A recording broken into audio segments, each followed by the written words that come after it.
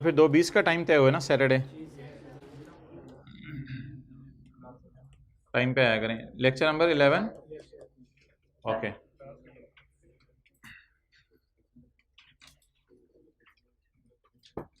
अच्छा भाई, इंटेंजिबल्स में हमारी 1-2 डिस्कशंस रह गई थी,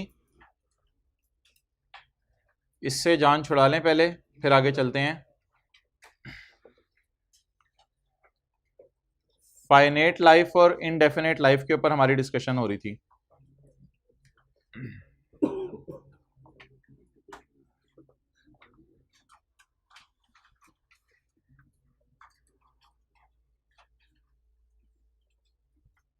यार पॉज करो जरा। चलो ठीक है, हो गया हो गया हो गया, ये पकड़ लेगा।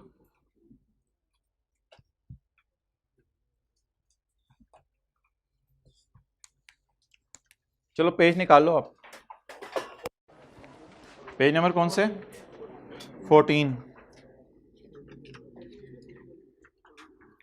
पेज नंबर 14 पे आ जाएं भाईजान।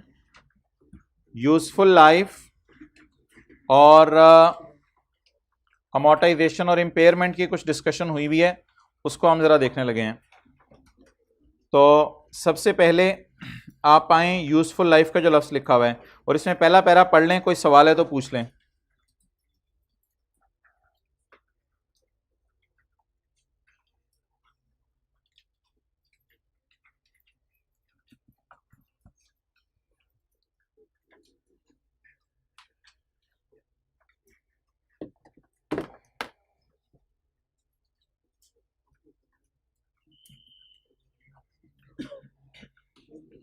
मुझे 100% यकीन है कि आपने डिस्क्लोजर्स जो 2 सफ़ों के पढ़ाए थे वो जाके पढ़े होंगे। एक दफ़ा पढ़ लीजिएगा उनको। ओके, एप्लीकेशन फिर उनकी टाइम के साथ देखते रहेंगे। Useful life, an entity shall assess whether the useful life of an intangible is finite और एंड इफ फाइनाइट, तो द लेंथ और number of production of similar unit. अगर लाइफ फाइनाइट है तो लेंथ का क्या मतलब? 5 साल है, 10 साल है, या कई दफ़ा आप यूनिट्स प्रोड्यूस भी बता सकते हैं कि कितने यूनिट्स मैंने इससे टोटल लाइफ में बनाने हैं। यूनिट्स प्रोड्यूस के सवाल भी हम क्लास में करेंगे। N intangible asset shall be regarded by the entity as having an indefinite life when based on analysis of all relevant factors there is no foreseeable limit to the period over which asset is expected to generate inflow। पता ही ना चल रहा हो कितना asset फायदा देगा, तो इसकी कौन सी लाइफ कहेंगे जी? Indefinite। The accounting for intangible asset is based on its an intangible asset with a finite life is amortized and an intangible having indefinite life is not amortized। अच्छा, ये बात हमने नहीं पढ़ी हुई, ये सादा सी बात है। अगर एक सवाल वैसे किया था, अगर इनडेफिनेट लाइफ हो किसी की और बाद में पता चले कि हुकूमत ने कह दिया कि ये लाइसेंस आप रिन्यू वगैरह नहीं करा सकते, तो फिर इनडेफिनेट से उसे किस पे लेंगे? फाइनाइट लाइफ पे ले आएंगे। The useful life of intangible that arises. अच्छा हाँ, ये वो बात मादरत, वो बात कहीं और है, वो बात कहीं और है, इधर कोई और बात कर रहा है। इधर ये वो रिन्यूअल ऑप्शन वाली बात कर रहा है। अगर रिन्यूअल ऑप्शन ना होने के बराबर वाली कॉस्ट पे है तो आपने उसे क्या करना है? रिन्यूअल पीरियड को उसमें ऐड कर देना है। इसलिए इस बात को काट दें, इंग्लिश बहुत मुश्किल लिखी हुई है। ये कॉन्सेप्ट आपको आता है, कोई इंपॉर्टेंट चीज़ नहीं है, ये आपको कॉन्सेप्चुअली ये बात आती है, इसे काट दें। अच्छा जी, इंटेंजिबल्स विद इनडेफिनेट। इनडेफिनेट के लिए कुछ बातें करने लगे अलग से, फाइनाइट के लिए कुछ बातें अलग से। इनडेफिनेट वालों को क्या करना है? ये हाईलाइट करें, शैल नॉट बी अमोर्टाइज्ड। बस काम की बातें हाईलाइट कर लें, क्या पूरा पढ़ेंगे? Shall not be amortised. लेकिन किस टेस्ट से गुजारने हैं भाईजान? इसमें एक बात तफसील में स्टैंडर्ड में दी हुई है, वो सुन लें। हर साल इंपेयरमेंट टेस्ट से गुजारना तो मस्ट है, लेकिन अगर साल के दौरान भी जरूरत पड़े तो भी गुजार लें। हर साल इनडेफिनेट वाले को इंपेयरमेंट टेस्ट से गुजारना जरूरी है, लेकिन अगर साल के दरमियान में एक इंडिकेटर आ जाए तो भी इसे इंपेयरमेंट टेस्ट से गुजार दें। ये बात लिख लें, साल के दरमियान में इंडिकेटर आ जाए तो भी इंपेयरमेंट टेस्ट से गुजार दें। हर साल तो मस्त गुजारें, लेकिन साल के दरमियान में कोई इंडिकेटर आ जाए तो गुजार दें। किनको? इनडेफिनेट लाइफ वालों को। हर साल तो मस्त गुजारें इंपेयरमेंट टेस्ट से, लेकिन साल के एंड पे अगर कोई साल के दरमियान में कोई इंडिकेटर आ जाए तो भी इंपेयरमेंट टेस्ट से गुजार दें।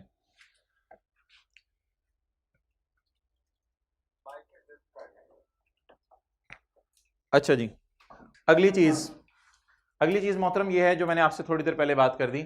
अगर लाइफ इनडेफिनेट से फाइनेट हो गई है तो फिर चेंज इन एस्टीमेट के तौर पे इसको लेंगे। चेंज इन एस्टीमेट का क्या मतलब है? एक सवाल आपको याद होगा जिसमें इनडेफिनेट लाइफ थी और अब आगे फाइनाइट हो गई थी, तो हमने पिछले सालों की अमोर्टाइजेशन भी बदली थी या सिर्फ बकाया 4 साल पे amortise? The useful life of intangible that is not being amortized shall be reviewed each period to determine whether the events and circumstances continue to support that indefinite life is there. If circumstances do not exist, the change in life assessment from indefinite to, बस ये highlight करें, from indefinite to shall be accounted for as a change in accounting estimate. इसे change in accounting estimate कहेंगे और इसके सवाल भी इंशाल्लाह हमने करने हैं। चेंज इन अकाउंटिंग एस्टीमेट क्या होता है? फ्यूचर ईयर्स की डेप्रिसिएशन बदलें या पुरानी भी बदल दें? तो चेंज इन एस्टीमेट का मतलब लिख दें फ्यूचर ईयर्स की अमोर्टाइजेशन बदलेंगे। और पास पेपर के सवाल का नंबर भी बता दें। क्वेश्चन नंबर 9 था और उसकी एडजस्टमेंट नंबर 3 थी या सी थी, पता नहीं कौन सी थी, लाइसेंस वाली थी। लिख लें इसकी एडजस्टमेंट। पास पेपर क्वेश्चन 9 एडजस्टमेंट नंबर आखिरी वाली 3। पास पेपर क्वेश्चन 9 एडजस्टमेंट नंबर 3। और फाइनाइट से किस पे चले, इंडेफिनेट से किस पे चलेगी थी? फाइनाइट। अच्छा, अब ये लंबे से पैरे में 4-5 बातें हुई हुई हैं, आपने मुझे खुद बताते रहना इधर से देखे बगैर। इनटेंजिबल को कब से अमोर्टाइज करना शुरू करें? जब यूज हो या अवेलेबल फॉर यूज। और इनटेंजिबल को कब अमोर्टाइज करना बंद कर दें? जब बिक जाए। जब क्या हो जाए? बिक जाए। तो इसे अमोर्टाइज करना बंद कर दें। अमोर्टाइज कब से करने और कब करना बंद करने? तीसरा सवाल आपसे पूछने लगा हूं, बड़ा इंपॉर्टेंट। इनटेंजिबल को स्ट्रेट लाइन बेस पे अमोर्टाइज करें या WDV पे अमोर्टाइज करें या यूनिट्स प्रोड्यूस्ड पे अमोर्टाइज करें, ये हमारी चॉइस है या हमारी चॉइस नहीं है? चॉइस वाले हाथ खड़ा करें, हाइब्रिड डाल के चॉइस वाले हाथ खड़ा करें। हमारी मर्जी है स्ट्रेट लाइन लगाएं, WDV लगाएं, यूनिट्स प्रोड्यूस लगाएं। वो हजरात हाथ खड़ा करें जो कह रहे हैं हमारी चॉइस नहीं है। अच्छा मोहतरम, ये एक बड़ा बेसिक रूल है जो IS 16 में, अगर आप कई CA भी कर लेते हैं तो उनको ये बात नहीं पता होती। ये बड़ा एक बेसिक रूल है, ये सुन लें। स्ट्रेट लाइन और WDV हमारी चॉइस नहीं है। जब एसेट खरीदेंगे हम सोचेंगे ये कैसे फायदा देगा। अगर वो मशीन है और हमें लगता है हर साल कम चीजें बनाएगी तो फिर उसको डिमिनिशिंग बैलेंस WDV पे ले आएंगे। अगर हमें लगता है कि ये मशीन हर साल कम चीजें नहीं बनाएगी बल्कि जितना इस्तेमाल होगी उतनी वैल्यू लूज करेगी, तो फिर हम यूनिट्स प्रोड्यूस मेथड लगाएंगे कि पहले साल हमारा प्लान है 50 गाड़ियां बनाने का, अगले साल प्लान है 100 गाड़ियां बनाने का, उससे अगले साल प्लान है 300 गाड़ियां बनाने का। तो फिर हमें पता है कि जितना इस पे लोड डालेंगे उतना डेप्रिशिएट करेगी, तो फिर यूनिट्स प्रोड्यूस मेथड पढ़ा हुआ है आप लोगों ने, फिर यूनिट्स प्रोड्यूस मेथड लगाएंगे। और अगर हमें लग रहा है कि ये हर साल बराबर बेनिफिट देगी या सही अंदाजे नहीं हो रहे, तो फिर कौन सा मेथड लगाएंगे? तो भाईजान अकाउंटिंग पॉलिसी में जो चॉइस थी ना वो कहीं और थी, वो कॉस्ट मॉडल या रिवैल्यूएशन मॉडल में थी। यहां चॉइस अवेलेबल नहीं है, यहां यू आर बाउंड कि आप कौन सा मेथड फॉलो करें। ना स्ट्रेट लाइन के लिए कहां बाउंड है, नेचर ऑफ एसेट डिपेंड करेगी। The depreciable amount of an intangible with a finite life shall be allocated on systematic basis over its useful life. Amortization shall begin when the asset is that is when it is in the location and condition जो management ने सोचा था। Full stop. Amortization shall cease, amortization shall, ये ना एक concept डाल गया हमारे सिलेबस से बाहर का, वो मैं निकाल देता हूँ। Amortization shall cease of the date the asset is classified.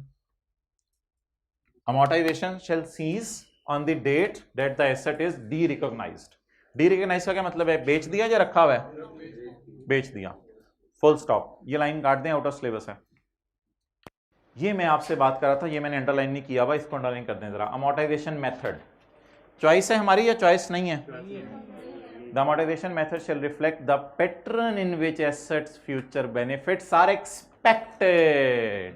Pattern देखें क्या है, हो सकता है स्ट्रेट लाइन पे फायदा आना हो सकता है WDV to be consumed by the entity. If that pattern can not be determined, फिर बता दें फिर the straight line method shall be the amortisation charge for each period shall be recognised in P&L।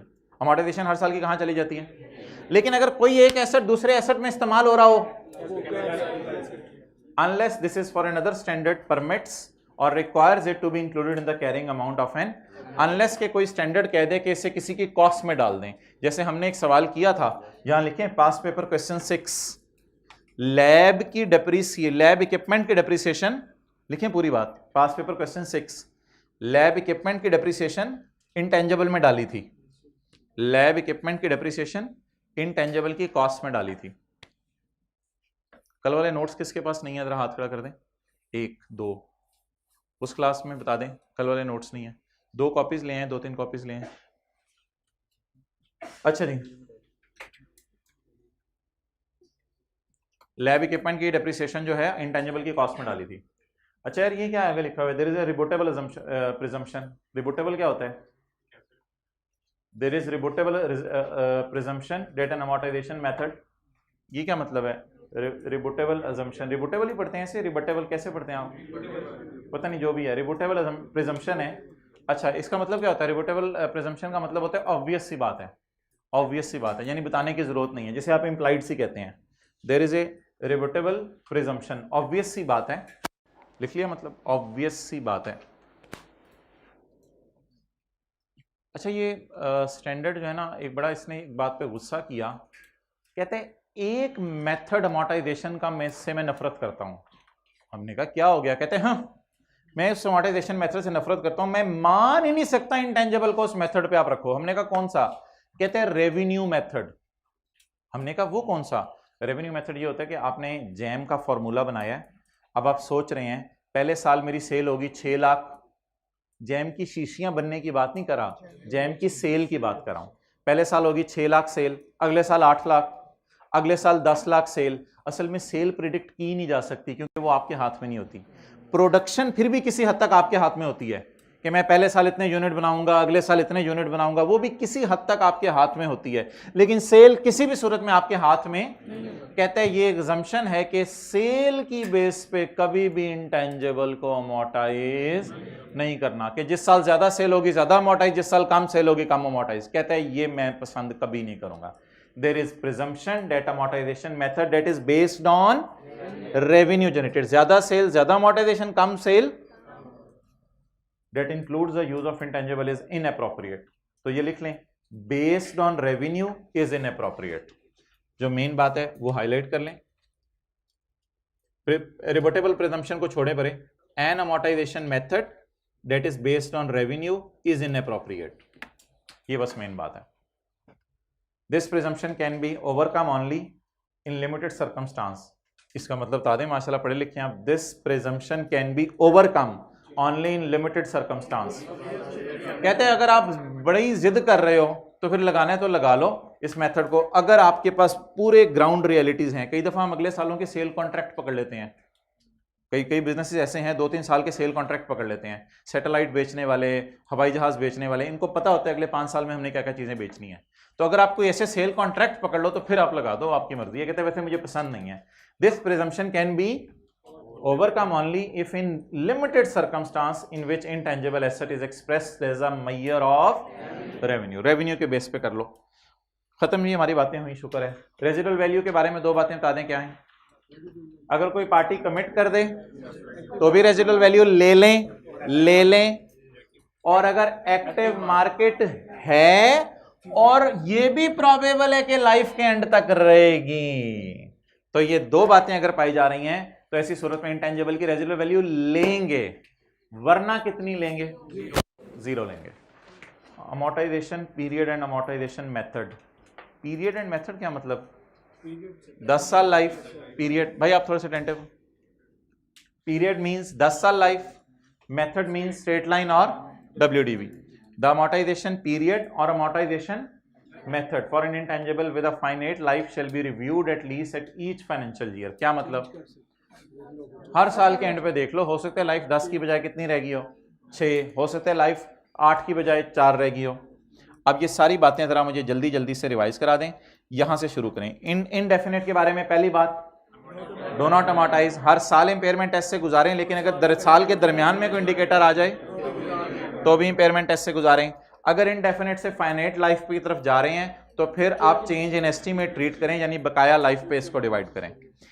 फाइनेट life वाले को कब से amortise करने, जब अवेलेबल फॉर यूज हो। कब तक करने, जब बेच दें। और अमोर्टाइज करते हुए मेथड जो मर्जी यूज करें, सिवाय एक के रेवेन्यू बेस वाला मेथड इस्तेमाल नहीं कर सकते।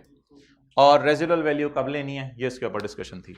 ओके, एक तो छोटी छोटी बातें इसी तरह हो रहे हैं, हम कल वाली क्लास के स्टार्ट में कर लेंगे। भाई आप लोग क्यों लेट, किसी क्लास, कोई क्लास अटेंड करके आते हो? अच्छा, तो इधर फिर मैं इंशाल्लाह, मैं क्लास के बाद आना आपकी क्लास इंशाल्लाह लूंगा।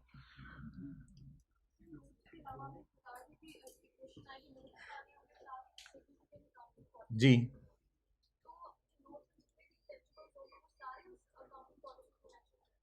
जितने होंगे, जितने सवाल में दिए होंगे उनकी डिटेल आप शेयर कर देंगे, मैं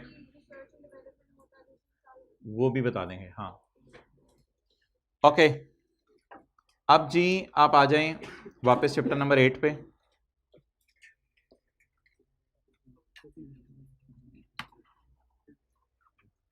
कैमरा इस साइड पे ले आओ, इसकी तस्वीर खींच लें। और जो ये पहले आपके आने से पहले का लिखा हुआ है, और जो हाइब्रिड क्लास वाले हैं वो फिर क्लास के बाद आके फिजिकल में तस्वीर खींच लीजिएगा।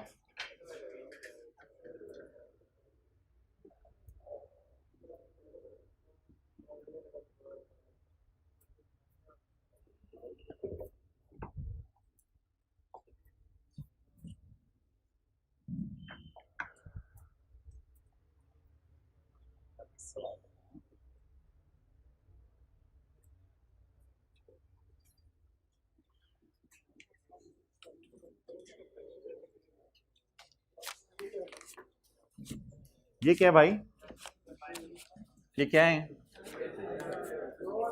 50 वाले 100 वाले, 50 वाले 100 वाले। अच्छा, अब जी इधर अटेंटिव हों। बायोलॉजिकल एसेट्स, सबसे पहली कल हमने बात पढ़ी थी बायोलॉजिकल एसेट की। बायोलॉजिकल एसेट जो है वो लिविंग एनिमल होता है या लिविंग? अच्छा, कल हमने लिविंग एनिमल देखा था, शीप देखी थी, काऊ देखी थी। जहां जहां मेरी फिंगर होगी वहां आपने देखना है, दाएं बाएं देखेंगे परेशान होंगे। बायोलॉजिकल एसेट लिविंग एनिमल को भी कहते हैं और लिविंग, इसका मतलब है दरख्त भी बायोलॉजिकल एसेट्स हैं। अब एग्जांपल्स देखते हैं बायोलॉजिकल एसेट्स की, बायोलॉजिकल एसेट्स की एग्जांपल्स देखते हैं। Sheep is a biological asset. Dairy cattle और बीफ कैटल, कैटल मवेशी होता है, डेयरी कैटल और बीफ कैटल में फर्क बता दें। डेयरी कैटल मिल्क देने वाली, जिसे आप गां भी कहते हैं, मज भी कहते हैं, लेकिन ऐसी गाय या ऐसी भैंस जिसको हमने जो है वो गोश्त के लिए रखा हुआ है, that will be called as beef cattle. भाई कह रहे हैं हमारे इलाके में उसे कट्टा कहते हैं। Okay, plant for harvest, plant for harvest, और plant from which produces harvested. ये दो लफ्ज जरा बोलें, थोड़ा सा वॉल्यूम लो करके। Plant for harvest, plant from which produces harvested.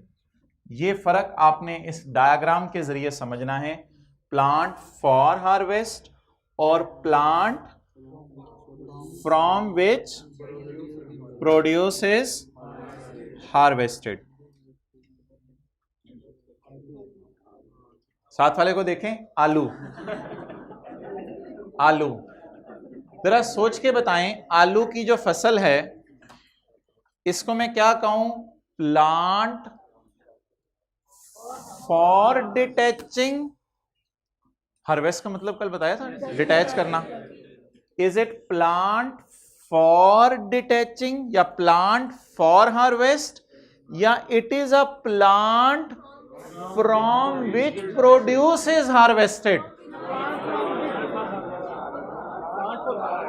It is a plant for harvest. वजह बताऊंगा अभी क्यों। It is a plant for harvest. ये भाईजान माशाल्लाह गर्मियां आ गई हैं, ये इसको दरख्त कहते हैं, इसे मांजो कहते हैं। ये मैंगो हो गया, ठीक है जी, ये मैंगो हो गया। अच्छा, आप बताएं ये जो प्लांट है, ये जो प्लांट है, is it A plant for harvest, चल दरख्त तू आ जा। Is it guys please become a guy, is it A plant for harvest? इस ये प्लांट तोड़ने के लिए, plant from which produces harvested. समझ आ गई? तो भाईजान फसलें जो है ना, या पौधे कह लें आप या दरख्त कह लें, दो किस्म के होते हैं।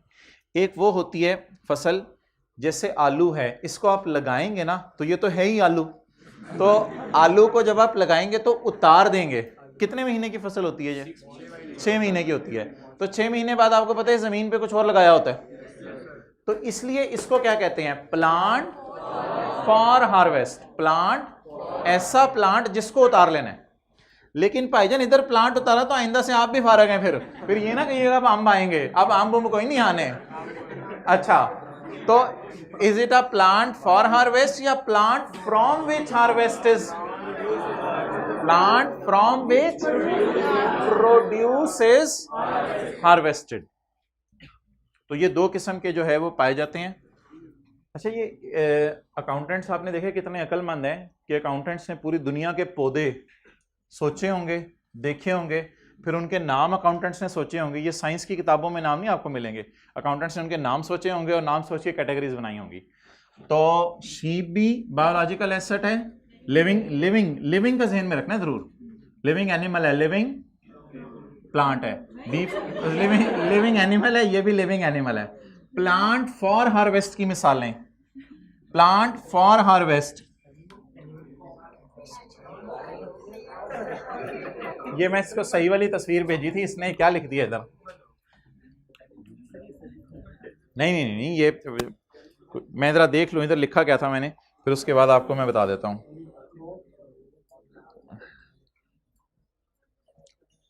ये मैं तस्वीर आज वेबसाइट पे अपलोड भी कर दूंगा। एनुअल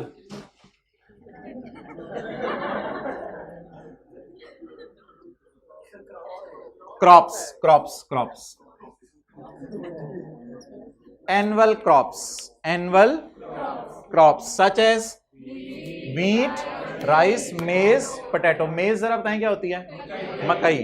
तो ये जो फसलें हैं इनकी खासियत ये होती है, मुंजी जिन्हों कहते हो तुसी, तो पिंडू बैठे हैं मुंजी शंजी, तो मुंजी चावलों को कहते हैं ना, तो मुंशी। तो ये चीजें हर साल लगाते हैं, आप लगा के उतार लेते हैं 6 महीने बाद, 4 महीने बाद, जो भी फसल का साइकिल हो। इनको क्या कहते हैं? आलू वगैरह को प्लांट फॉर हार्वेस्ट। भाईजान ये भी जब तक प्लांट लगा हुआ है, जब तक प्लांट लगा हुआ है तब तक तो लिविंग है ना। घर वाले जाते थे रात को ना जाया करो प्लांट्स के पास, किस वजह से कहते थे? इसी वजह से कहते थे कि वो क्या है, लिविंग प्लांट है। ओके, अब एक और कैटेगरी हमने डाली है मार्केट में, वो बताएं क्या है? प्लांट फ्रॉम विच प्रोड्यूसेस, ऐसे प्लांट जिससे कोई चीज उतार ली जाती है, लेकिन वो प्लांट उधर ही लगे रह जाते हैं, लेकिन उससे चीज उतार ली जाती है। माल्टे के जैसे होंगे, तो फ्रूट ट्रीज, टी बुशेस, ये भाईजान टी बुशेस हैं, ये टी बुशेस हैं, ये भी लगी रहती हैं। श्रीलंका कभी जाना हुआ आपका? पिछले जो छुट्टियां आई हैं, पिछली छुट्टियां में आई वाज इन श्रीलंका, तो श्रीलंका जब आपका जाना हुआ लास्ट टाइम, तो वहां पे आपको टी बुशेस मिलेंगी। इसके ऊपर से पत्ते उतार लिए जाते हैं। ये झाड़ियां 25, 30 साल इनकी लाइफ होती है। ये झाड़ियां वही लगी रहती हैं और इनसे क्या उतार लिए जाते हैं? पत्ते। तो it is just like a tree कि ये पत्ते देती रहती हैं और खुद अपनी जगह लगी रहती है। प्लांट फ्रॉम विच प्रोड्यूसेस, और ट्रीज फॉर लंबर का मतलब बता दें, ऐसे दरख्त जो अभी कटे नहीं, लगे हुए हैं और उनसे बाद में काट के लकड़ी से फर्नीचर बनाने, तो ट्रीज फॉर लंबर। तो sheep, dairy cattle, beef cattle, plant for harvest, और plant from which produces harvested, और ट्रीज फ्रॉम लंबर। इन सारी चीजों से कौन सी एग्रीकल्चरल प्रोड्यूस आएगी? मैं तस्वीर दोबारा खींचने दूंगा गलती सही करने के बाद। इन सारी चीजों से कौन सी एग्रीकल्चरल प्रोड्यूस आएगी? पहले एग्रीकल्चरल प्रोड्यूस की डेफिनेशन पढ़ें आज। एग्रीकल्चर प्रोड्यूस, कल मैंने आपको बताया था शीप से wool, it is harvested product, यानी डिटैच की गई, अलग की गई, harvested product of entity biological assets. Sheep से क्या आएगी प्रोड्यूस?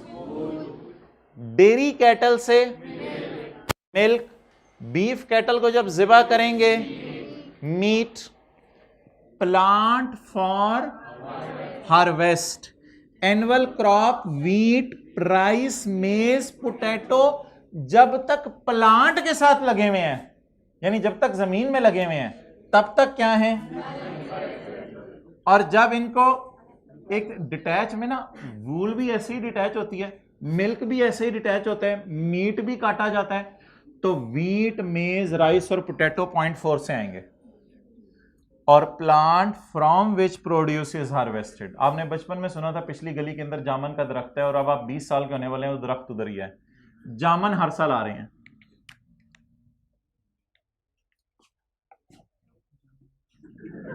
जामन तो फ्रूट्स, एप्पल, जामन, मांजो,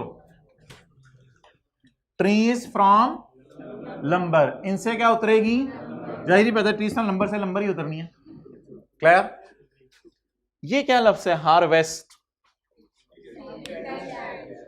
अलग करना। कल हम शो देख रहे थे, अलग करना ऑफ मिल्क फ्रॉम काउ, अलग करना। ये छोटे छोटे कॉन्सेप्ट हैं, स्टैंडर्ड में बड़े आसान समझते रहें। अलग करना ऑफ वूल फ्रॉम, अलग करना of Apple from Apple tree. अच्छा, हार्वेस्ट में एक ये भी होता है, एक चीज मैंने आपको कल नहीं बताई थी, वो आज सुन लें। जब भी किसी एनिमल की लाइफ खत्म हो जाती है ज़िबा करके, तो इसे कहते हैं cessation of life of biological asset. ये भी डिटैच करना ही है, ये भी डिटैच करने से ना मतलब ये आता है जैसे किसी चीज को प्लग करना, ये जहन में मतलब आ रहा था, स्टैंडर्ड ने इसको क्लियर किया। वूल अलग की जा रही थी, मिल्क अलग किया जा रहा था, मीट में कुछ अलग करना ऐसा जितना जहन में नहीं आ रहा, तो मीट में जानवर को ज़िबा किया जाता है, तो ज़िबा करने को भी इसने हार्वेस्टिंग में डाल दिया, cessation of life of biological asset. इसकी मिसाल सीजेशन ऑफ लाइफ की कहां थी? बीफ कैटल से हमने क्या लिया था? मीट लिया था। क्लियर? अब एक सवाल जहन में आएगा कि IAS 41 कहां कहां लगना है और कहां कहां नहीं लगना। उसके बाद मैं कल वाले सवाल की तरफ वापस आता हूं जो हमारा रह गया हुआ है, जो न्यूमेरिकल कर रहे थे। अब एक सवाल जहन में आएगा कि IAS 41 कहां कहां लगना है और कहां कहां नहीं लगना। तो मुझे बताएं जी, पर्ल कॉन्टिनेंटल होटल के अंदर जो वॉच डॉग्स हैं, जब आप एंटर होते हैं तो गाड़ी के गिर जो है वो कुत्ता चक्कर लगाता है, ठीक है, कि अंदर कोई जो है वो डिग्गी में आपने जो है वो पपीज तो नहीं रखी हुई, इसलिए चक्कर लगाता है कि आपने डिग्गी में कोई असलाहा तो नहीं। आप इधर आ जाइए, इधर आ जाइए, लास्ट रो में जल्दी। क्लियर? अब वॉच डॉग हैं, या जू में भी आपको क्या मिलेंगे? एनिमल्स मिलेंगे। कि जू क्या होते हैं? जू में हम तो नहीं होते ना जू में, तो जू में क्या होते हैं? एनिमल्स। क्या जू के एनिमल्स पे भी IAS 41 लगेगा या नहीं लगेगा? क्या वॉच डॉग्स पे भी IAS 41 लगेगा या नहीं लगेगा? तो ये हमारी डिस्कशन है, इसको आपने जो है वो बड़ी तसल्ली से सुनना है। अगर आपने इन 0.5 ये एग्रीकल्चरल एक्टिविटी, अगर आपके 3 मकासद हैं जानवर को रखने के, तो IAS 41 लगेगा, वरना IAS 41 नहीं लगेगा। घर के अंदर जो मियाँ मिठू चूरी खाने वाला तोता है उस पे IAS 41 नहीं लगेगा। अभी थोड़ी देर में हम साबित करेंगे क्यों। ये तीनों में दिखाने से पहले आपको किताब से एक दफा डायग्राम दिखा देता हूं, ताकि आपको ये बात जो है वो समझ आ जाए through the help of a diagram. किताब में डायग्राम किस पेज पे है? एक डायग्राम बनी हुई है,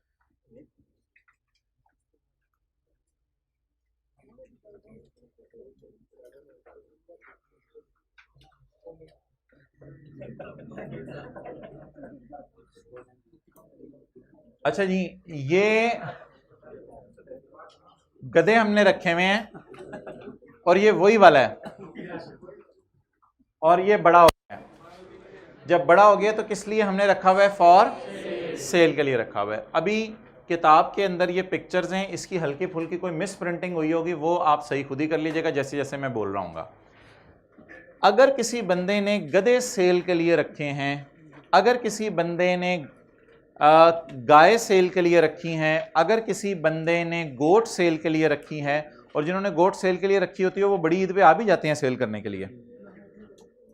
एग्रीकल्चरल एक्टिविटी, ये बंदा सोशल एक्टिविटी कर रहा है, एनवायरमेंटल एक्टिविटी कर रहा है, कौन सी एक्टिविटी कर रहा है? Agricultural activity. कौन सा पेज है ये? 498। Agricultural activity is the management of biological, यार बायोलॉजिकल ट्रांसफॉर्मेशन बताएंगे यार, इधर देखें बायोलॉजिकल ट्रांसफॉर्मेशन क्या हो रही है? ग्रोथ, ट्रांसफॉर्म कर रहे हैं ना ये, तो सादा सादा सी बातें हैं। Such as biological growth. What is biological transformation? Biological growth. ये देखें छुटकू ट्रांसफर होके किसमें? बड़ू में बन गया। तो agricultural activity is the management. अच्छा, इनको मैनेजमेंट कर रहे हैं आप, खिला पिला रहे होंगे, खिला पिला रहे होंगे, तो इसको कहते हैं मैनेजमेंट, देखभाल आप इसकी कर रहे होंगे। Agricultural activity is the management of biological transformation of a biological. अब आपने पूछा भाईजान आप क्यों इसको संभाल के रख रहे हैं? उसने कहा आजकल बिकते हैं ये, for the purpose of sale of that asset. कहते हैं मैं बेचता हूं इनको, आजकल अच्छी प्राइस लग जाती है इनकी, मैं बेचता हूं इनको। खोता रेडी वाले को, आप कुछ और समझ रहे हैं, खोता रेडी वाले को। आगे चलें, आगे चलें। ये मां परेशान लग रही है आपको? अच्छा, agricultural activity. Agricultural activity is the management of biological transformation. Agricultural activity is the management of biological. इधर ट्रांसफॉर्मेशन क्या हो रही है? चूचे निकल रहे हैं। लेवल चेक करें चूचों का, ये देखें चूच अंडों से भी निकलेंगे। तो बताएं ये क्या है? Agricultural activity is the management of biological transformation या reproduction of biological assets for purpose of creating additional biological assets. इनका मकसद क्या है? For purpose of creating additional biological assets. Okay, अगली बात, अगली और आखिरी बात, ये additional biological asset baby, additional biological asset baby, जैसे कल लैम था आज चूचा है। अच्छा जी, इधर कौन सा लफ्ज आया?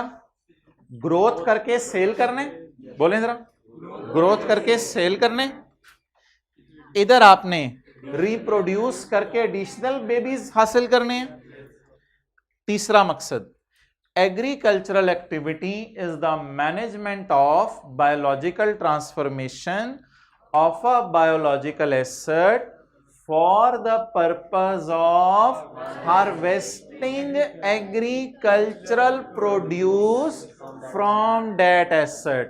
Harvesting agricultural produce from, इसका नाम आप रख सकते हैं बायोलॉजिकल एसेट। इसका नाम आप क्या रख सकते हैं? बीए कर लिया इसने, बायोलॉजिकल एसेट। इसका नाम बायोलॉजिकल एसेट, और इसका नाम रखें एग्रीकल्चरल प्रोड्यूस, और थनों से डिटैच हो गया। तो बायोलॉजिकल एसेट और एग्रीकल्चरल प्रोड्यूस। क्या कह रहे हैं? हाँ, मीट की भी एग्जांपल आ सकती है, वो मैं बताता हूं आपको। अच्छा, अब 3 लफ्ज जो आपने याद रखने हैं वो कौन से वाले हैं?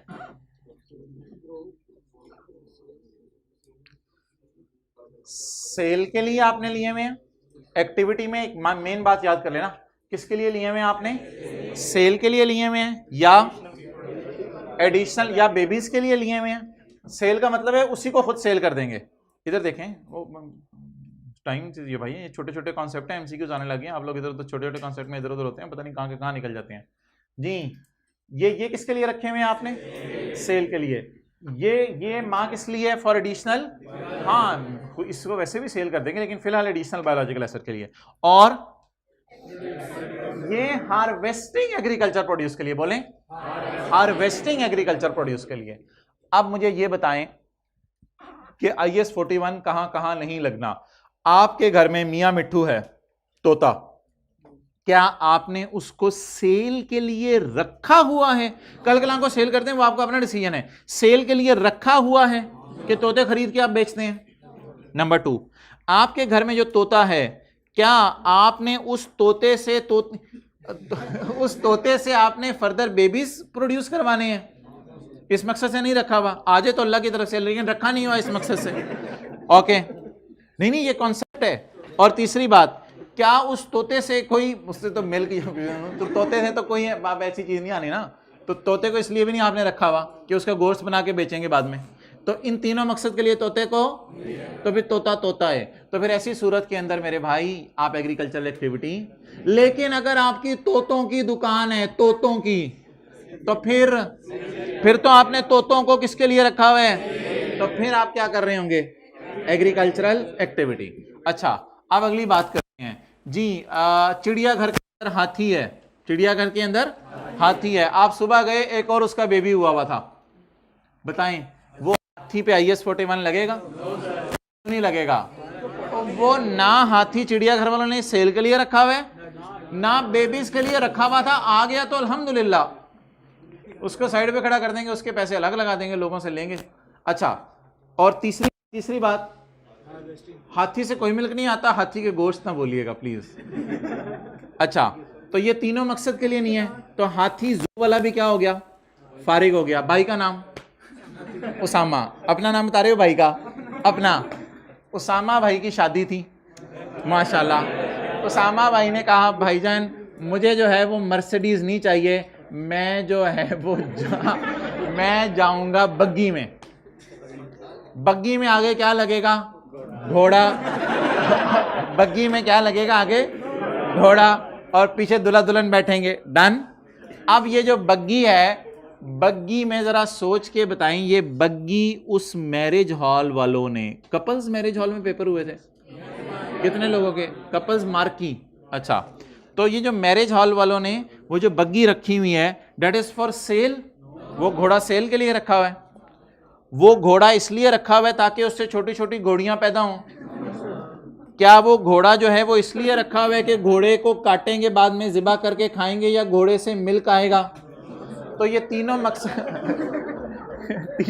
मकसद के लिए घोड़ा नहीं रखा हुआ, घोड़ियां नहीं रखी हुई। तो अब आप मुझे बता दें, क्या ये IS 41 इस घोड़े पे लगेगा? जब भी ये घोड़ा नजर आए, आपने नीचे से चुप करके उसकी टांग पे लिखा ना IS 41 डज नॉट अप्लाई। इससे आपकी रिवीजन हो जाएगी। IS 41 does not apply. अच्छा जी, आपने जो है वो बकरा खरीदा, आओ भाईजान ईद आ रही है, इन्ना लिल्लाह, और आपने उसको जो है बिस्मिल्लाह पढ़ के ज़िबा कर दिया। क्या ये आपने सेल करने के लिए रखा था बकरा? क्या ये बकरा आपने जो है वो रिप्रोडक्शन के लिए रखा था? क्या ये बकरा बकरियां, क्या बात की तय तक ना जाया करो, क्या ये आपने जो है वो दूध के लिए बकरी खरीदी थी? दूध के लिए तो नहीं आपने खरीदी थी। तो ये तीनों मकसद नहीं है, तो फिर इस पे IS 41 नहीं लगेगा। अच्छा, मीट बेचने हैं आपने यार? Agricultural activity management of biological transformation for the purpose of harvesting agriculture produce from that asset, और ऑब्वियसली उससे आपने बिजनेस करना होगा। मीट तो आपने खा जाना है ना यार, मीट तो आपने खा जाना है। और ये जो अगर आप खुद अपने घर में भैंस खरीद के रख लें और उससे दूध पी रहे हो, तो वो भी IS 41 तो नहीं लगेगा ना, क्योंकि आपने कोई एग्रीकल्चरल एक्टिविटी करके सेल भी तो करनी है ना आगे चीजें। तो सेल तो नहीं कर रही चीजें, आप तो पर्सनल यूज में ला रहे हैं उसको, गोश्त को, या सेल कर रहे हैं? पर्सनल यूज में ला रहे हैं, तो वो तो पर्सनल यूज वाली चीजें हैं। हाँ, वो भी नहीं। अच्छा जी, आगे अगली बात। आप भाईजान क्या तीनों पर्पस पूरे होने जरूरी नहीं है? तीनों में से एक पर्पस पूरा होना, तीनों में से एक पर्पस पूरा होना जरूरी है, तीनों पर्पस पूरे होने जरूरी नहीं है। अच्छा, अब मुझे ये बता दें कि थोड़ी सी एग्जांपल्स इसकी हम कर लेते हैं। Agricultural activity, it is management of biological transformation. Transformation क्या होती है? कभी बड़ा हो जाता है, कभी बेबी पैदा करते जाए, कई तरह से ट्रांसफॉर्मेशन होती है। It is a management of biological change of a biological asset for purpose of sale of that asset rearing of cows, cows चरा रहा है बंदा और बाद में क्या करना है, बड़ी होंगी तो बेच देगा। Rearing of cows. Fish farming, fish farming, fish farm है। अच्छा, ये आने वाले दिनों में ना मैं लिख के आपको एक जगह दिखाऊंगा, फिश फार्मिंग पे IS 41 लगेगा। लेकिन आप अगर अभी चले जाए ना क्या कहते हैं किसी भी समंदर में और वहां पे आप जाल डालें, आपकी तो मछली मुछली पता है आती कोई नहीं, लेकिन बिल फर्ज आप जाल डालें और मछली आ जाए, तो वो जो मछली आई उस पर भी IS 41 नहीं लगेगा, क्योंकि आपने उनकी बायोलॉजिकल ट्रांसफॉर्मेशन मैनेज नहीं की। और फिश फार्मिंग बता दें उसमें बायोलॉजिकल ट्रांसफॉर्मेशन मैनेज कैसे हो रही होती है, कोई बता दे। फिश फार्मिंग में बायोलॉजिकल ट्रांसफॉर्मेशन मैनेज कैसे हो रही होती है। आप एक पूल खरीदते हैं, पानी भरते हैं, पानी भर के वहां पे सुबह लाइटिंग शाइटिंग, रात को लाइटिंग के लिए अरेंज करते हैं, उसके बाद आप मछलियां लाकर डालते हैं, फिर उससे और बच्चे पैदा होते हैं और उनको बीज डालते हैं, उनको खाना खिलाते हैं, फिर वो बड़ी होती हैं, फिर बेचते हैं। It is called as farm house of fishes. इसमें आप क्या मैनेज कर रहे होंगे उनके बड़े होने को, तो that will be called as agricultural activity. But if आपने वैसे ही जाके जाल डाल के मछलियां निकालनी है, जो लोग कश्तियां डालते हैं जाल डाल के मछलियां निकाल लेते हैं, इट इज नॉट बोले agricultural activity. Agricultural activity purpose for creating additional biological asset, calf from cow, calf from, और कल क्या पढ़ा था, lamb from sheep, for purpose of harvesting agricultural produce. वो ये डायग्राम ध्यान में रखिएगा, तीन चीजें जरा, खोते वाली और नीचे चूचों वाली और नीचे गाय वाली, ये जरा डायग्राम ध्यान में रखिएगा ताकि ये तीनों बातें आपको याद रहें। For purpose of harvesting agricultural wool, milk, picked leaves, picked fruits, ये सारी की सारी क्या है भाईजान, आप मुझे बताएं। दरख्तों की बायोलॉजिकल ट्रांसफॉर्मेशन मैनेज करनी पड़ती है, बिल्कुल। कभी पानी डालना पड़ा होता है, कभी सुंडी मार स्प्रे लगाना पड़ा होता है, कभी कुछ करना पड़ा होता है, तो उधर भी तो बायोलॉजिकल ट्रांसफॉर्मेशन को आप मैनेज करते हैं। तो सबसे पहला सवाल तो हमारा ये हुआ करेगा कि IS 41 इस एनिमल पे लगना भी है या नहीं लगना, और अगर IS 41 लगना है तो फिर IS 41 की आगे ट्रीटमेंट होगी। अब जिन जानवरों पे IS 41 नहीं लगेगा तो उन जानवरों को आपने जानवर नहीं कह देना, वो जानवर एनिमल ही होंगे, लेकिन उन पे IS 16 लगेगा। उन पे क्या लगेगा, IS 16 लगेगा। ऐसी किताब में छोटा सा आपको एक सवाल करा दूं ताकि जरा एक ये छोटी सी बात आपको क्लियर हो जाए। ये नई किताबों के अंदर जो है वो सवाल अवेलेबल है, पेज नंबर 489। कुछ करने की जरूरत नहीं, ना कुछ नोट करना है, page 489। Pearl Continental hotel purchase a कुत्ता, यार क्या ये dog, wow wow, Pearl Continental purchase a dog for which detail is as, dog की भी डिटेल होती है भाईजान। कितने का खरीदा है, 10,000 का। Transportation to bring in to hotel 2,000 रुपए, ठीक है जी। Life of dog is estimated at 15 साल। Residual value of dog is 3,000। भाईजान IS 16 लगाएं इस पे, क्योंकि IS 41 नहीं लगता, IS 16 लगाएं। क्यों परेशान क्यों हो रही हैं, इसकी डेप्रिसिएशन निकाल दें, कुत्ते को डेप्रिशिएट करें, देखी जाएगी, लेकिन नहीं काटेगा, मेरी जिम्मेदारी। आप डेप्रिशिएट करें, कैलकुलेटर पकड़ें, कॉस्ट पकड़ें कुत्ते की। और भाईजान IS 41 ना लगाइएगा, कल मैंने कुछ और समझाया था आपको, कल मैंने आपको IS 16 नहीं समझाया था, कल मैंने आपको IS 41 समझाया था, उसमें मैं वापस आने लगा हूं। मैं इस वक्त IS 16 की बात कर रहा हूं आपसे।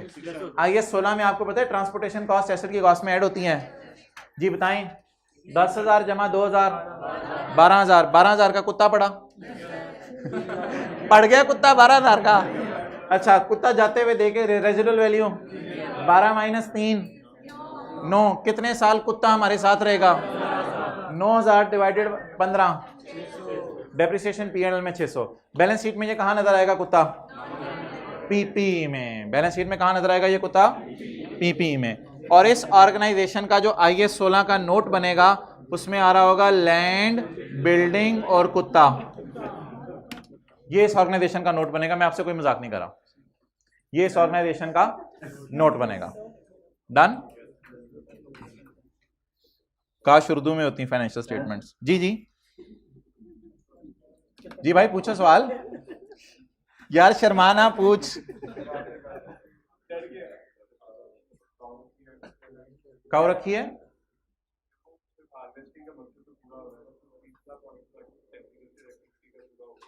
काऊ जो घर में रखी है, किस लिए रखी है? फॉर मिल्क या फॉर मीट? For milk. उसमें वो मिल्क आपने बेचना है या घर में इस्तेमाल करना है? यार फिर उस पर ना लगाओ, घर में अगर इस्तेमाल करना है मिल्क फिर उस पर IS 41 लगाने की जरूरत नहीं, अगर फॉर सेल है तो फिर लगाएं। हाँ जी, दूसरी बात, नहीं, तीसरे पॉइंट में करती है, लेकिन अब मैं आपको बताऊंगा कि ये ओवरऑल आपका बिजनेस का मकसद भी होना चाहिए, प्रॉफिट कमाना भी मकसद होना चाहिए। आपका प्रॉफिट कमाना मकसद है इससे? और यार मुझे बताओ, पर्सनल बैलेंस शीट बनती है कोई? आप अपने घर की चीजों की बैलेंस शीट बनाते हैं? फिर तो आप कल को कहते हैं कि मेरे घर की लैंड बिल्डिंग वो चीजें भी हैं, तो ये भी तो देखना है कि बिजनेस के अंदर ये सारी चीजें हो रही हैं तो बातें हो रही हैं। ठीक है भाई, तो घर की अकाउंटिंग नहीं करनी वरना घर वाली अच्छा जी। तो ये मैंने वैसे ही आपको बता दिया कि जू के अंदर जो है वो हाथी के साथ भी यही सलूक होता है जो यहां हमने कुत्ते के साथ किया था। पीसी वाले कुत्ते के साथ ये सलूक कर रहे हैं और 12 कॉन्टिनेंटल वाले हाथी के साथ सलूक करेंगे। ये हाथी की कॉस्ट, हाथी की रेजिडुअल वैल्यू, हाथी की लाइफ आगे पीछे हो गया। चले, इसका मतलब है आप अटेंटिव हैं। अच्छा, यहां तक बात हमारी मुकम्मल हुई। अब किसी ने कोई सवाल पूछना है तो ना पूछे, आगे चलते हैं। बायोलॉजिकल ट्रांसफॉर्मेशन, बायोलॉजिकल ट्रांसफॉर्मेशन क्या होती है? बायोलॉजिकल ट्रांसफॉर्मेशन, वड्डा हो जाता है, ग्रो, या बड़े होने की मिसालें, calves grow in, tree grow. आप सीए करके जाएंगे 5.5 साल बाद जब घर इंशाल्लाह, तो ट्री को देखेंगे ग्रो हुए होंगे। Production, cow give, sheep give, tree give. Degeneration क्या होती है? आगे देख के बताएंगे sir. Degeneration, decrease in through death. आपने 200 गाय लेके रखी हुई थी, 2 गाय ने कहा हम जा रही हैं और उसके बाद बात भी नहीं सुनी, तो decrease in quantity through death. ठीक है, नहीं आप उसको गोश्त नहीं आप फेंकेंगे उसे। Decrease in quantity through death और डिक्रीज इन क्वांटिटी थ्रू, इसे क्या कहते हैं? डीजेनरेशन। प्रोक्रिएशन और रिप्रोडक्शन, भाईजान इधर जो है ना उससे मिल्क निकल रहा था, वूल निकल रही थी, इधर पूरे पूरे जिंदा जानवर निकल रहे हैं। प्रोक्रिएशन और रिप्रोडक्शन। अल्लाह ने आपको काव्स और चूजे, ये सारी किसकी डेफिनेशन, ये सारी किसकी एग्जांपल्स हैं? बायोलॉजिकल। और इन चारों के साथ, प्रोक्रिएशन, रिप्रोडक्शन, इन चारों के साथ एक बात मिल रही है, that cause change in quantity और क्वालिटी ऑफ। क्वालिटी भी कई दफा क्वालिटी बेहतर हो जाती है, कई दफा क्वालिटी गिर जाती है चीज की। तो बायोलॉजिकल एसेट भी कमजोर भी हो जाता है, क्वालिटी गिर भी जाती है, और बायोलॉजिकल एसेट जो है वो मोटा भी हो जाता है, क्वालिटी बढ़ भी जाती है।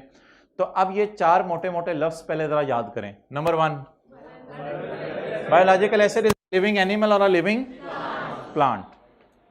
Agricultural produce, it is a harvested product of entities biological asset. इसको बार बार बार बार आपने तसल्ली से चीज़ों को देखना है, बड़ी आसान चीज़ें हैं लेकिन नज़र मारनी पड़ेंगी। हार्वेस्टिंग, उनको चीज़ों को यहाँ से यहाँ लेके जाने का तरीका है हार्वेस्टिंग। हार्वेस्टिंग में आपने देखे कई दफ़ा बायोलॉजिकल एसेट सिरे से ही गायब हो जाता है और कई दफ़ा बायोलॉजिकल एसेट रहता है और चीज़ छोड़ जाता है। बीफ, कैटल, मीट, कैटल ही नहीं रहेगी, लेकिन जब डेयरी कैटल मिल्क देगी तो मवेशी अपनी जगह रहेगा, वो मिल्क दे देगी। ठीक है, तो कई दफ़ा ऐसा होता है एग्रीकल्चर प्रोड्यूस निकालते निकालते जानवर ही खत्म हो जाता है और कई दफ़ा जानवर बरकरार रहते हैं। क्लियर? ओके, अब सारी चीज़ें ज़रा टिक कर लें किताब से।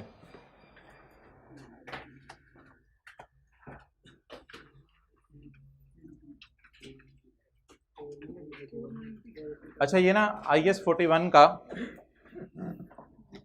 पेज है 487। 487 ये जी स्टैंडर्ड का है, पैरा 5, IS 41 के स्टैंडर्ड का पैरा 5। और पहली क्या डेफिनेशन है बोलें जी? Agricultural activity. मैं आपको दिखा दूं कहीं ज़हन से निकल ना गई हो। एग्रीकल्चरल, तीन चीजें ज़बानी बता दें, तीन चीजें। एक सवाल आपसे पूछता हूं, तीन चीजें बताते हुए वो सफ़ा जहन में आ रहा था डंकी वाला? सच्ची सच्ची बताएं, किन के जहन में नहीं आ रहा था वो भी हाथ खड़ा कर दें। भाई मैंने कहा वो सफ़ा जहन में ले आओ, बात ही खत्म। पहला खोता फॉर सेल, दूसरा चूजे फॉर एडिशनल बेबीज, और तीसरा एग्रीकल्चरल प्रोड्यूस हार्वेस्ट करने के लिए, मिल्क निकालने के लिए। Agricultural activities the management of, अच्छा इसमें ना छोटी छोटी शायद नई मिसालें आती रहें, तो उसमें कोई नई मिसाल आई तो वो समझ लीजिएगा खुद ही, मैं भी बता दूंगा। Agricultural activities the management of biological transformation of a for purpose of sale. तो बस ये चीज़ हाईलाइट करनी है हमने, तो वैसे मैंने अंडरलाइन भी की हुई है। मिसाल के तौर पे रेयरिंग ऑफ काउस और फिश फार्मिंग, तो किसी ने तस्वीर नहीं भी खींची तो ये ऑलमोस्ट बातें लिखी हुई हैं यहाँ पे।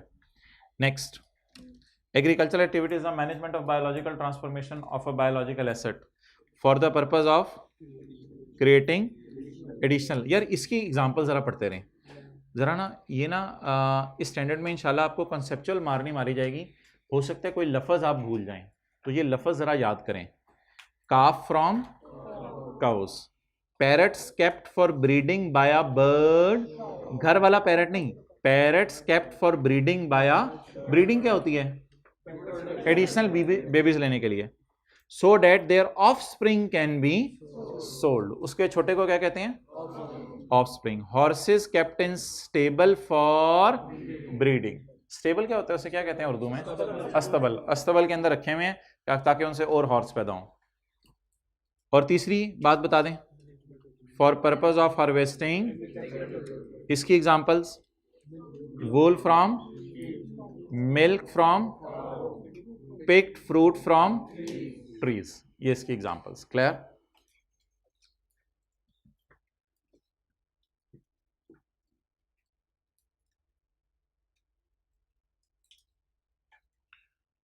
इसको ना कल देख लेंगे, वे एक दफ़ा पढ़ लीजिएगा, लिख लें, रीड आउट कर लीजिएगा। ये कोई इतनी इंपॉर्टेंट चीज़ नहीं है, इस दफ़ा के आपने डाली है, रीड आउट कराइएगा, इसमें कोई चीज़ भी कल डिस्कस कर लेंगे। अच्छा, अगली कौन सी डेफिनेशन है भाईजान? Biological transformation.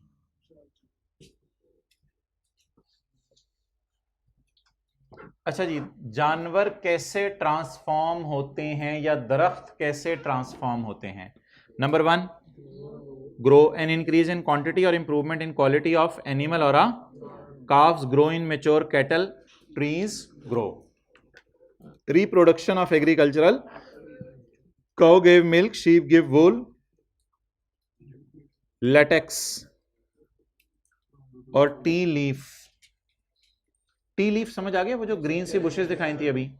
लेटेक्स अभी डायग्राम दिखा दूंगा, लेटेक्स अभी डायग्राम दिखा दूंगा। आगे, डीजनरेशन, डीजनरेशन क्या होती है? डिक्रीज इन क्वांटिटी और deterioration in quality of an animal और decrease in quantity may be through death और कट डाउन या ओल्ड एज, बूढ़ा होके भी जानवर बेचारा लागर हो जाता है। प्रोक्रिएशन, प्रोक्रिएशन और recreation of additional living animals और calves आर born, चूचे आर born नहीं, calves आर born अलग है, और डेट कॉजेज दोनों इसमें आ जाएंगी। That causes changing in quality और क्वांटिटी ऑफ बायोलॉजिकल एसिड। अच्छा जी, बायोलॉजिकल एसिड क्या होता है? लिविंग एनिमल और such as sheep, cows, plants, trees and so on.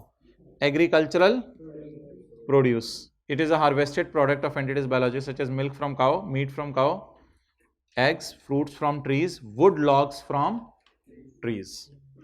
Harvest क्या होता है? Detachment of produce from a or the cessation of a biological asset's life. Group of biological assets. अच्छा यार मुझे ये बताएं कि हमारे पास हमारा नहीं चले, आपका कह देता हूँ, आपका एक लेवल है, आपका एक फार्म हाउस है जिसमें ग्राउंड फ्लोर पे 200 काउज हैं और फर्स्ट फ्लोर के ऊपर भी 200 काउज हैं। ग्राउंड फ्लोर वाली 200 काउज 5 साल की हैं और फर्स्ट फ्लोर वाली 6 साल की हैं। अब जब साल का एंड आएगा तो मैंने कहा था इनकी हर साल आपने फेयर वैल्यू लगवानी होगी, तो क्या हर काउ को कहेंगे आओ चलो, तो तुम भी आ जाओ, तुम भी आ जाओ, रशीदा तुम भी, वो जो भी आपने नाम रखे होंगे, मेरे मुंह से निकल गया माल, तो हर काउ को आप कह रहे होंगे चलो चलो चलो चलो चलिए, या ग्रुप बना लें, ग्रुप बना के उसमें से एक काउ की भी वैल्यू लगवा लें, वही तकरीबन सबकी वैल्यू होगी। या फिर अगर उनमें क्वालिटी का डिफरेंस है तो 200 वाली 200 काउस जो फर्स्ट फ्लोर के ऊपर है उनमें से 40 को अलग कर लें, ये थोड़ी तरह लागर हो गई हैं, बाकी माशाल्लाह जवान है, उनकी वैल्यू अलग लगवा लें। तो ग्रुपिंग करने की इजाजत है या एक एक की फेयर वैल्यू लगवाएंगे? ग्रुपिंग करने की इजाजत है, सारी बात है। A group of biological asset is an aggregation of similar living animals or plants. ये इलस्ट्रेशन पढ़ लें पहले,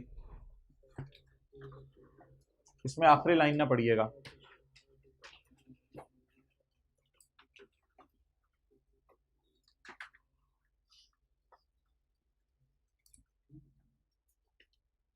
अ farmer has a field of lamb की उर्दू क्या होती है?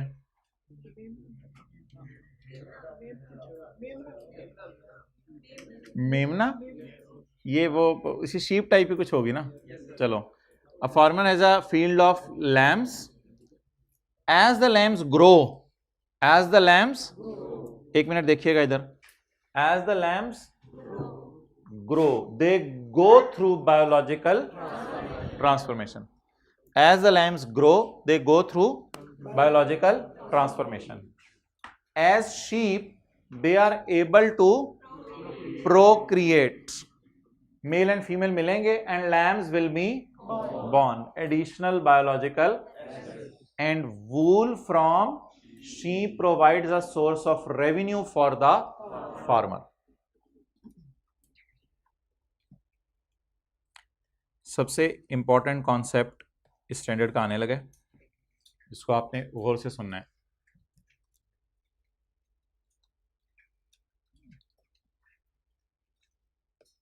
ये जी शीप है, ये शीप है, आपने इससे हार्वेस्टिंग की है और हार्वेस्टिंग करके फर्ज करें ये जो सब्ज वूल है ये आपने अलग कर लिया,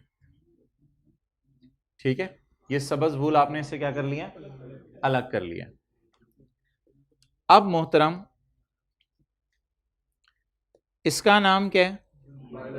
बायोलॉजिकल एसेट। इसका नाम क्या है?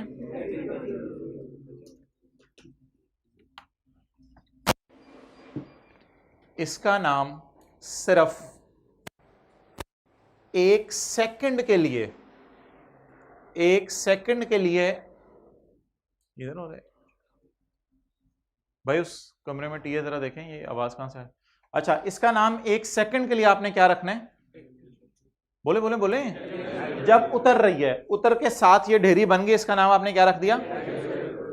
Agricultural produce at point of harvest. बोले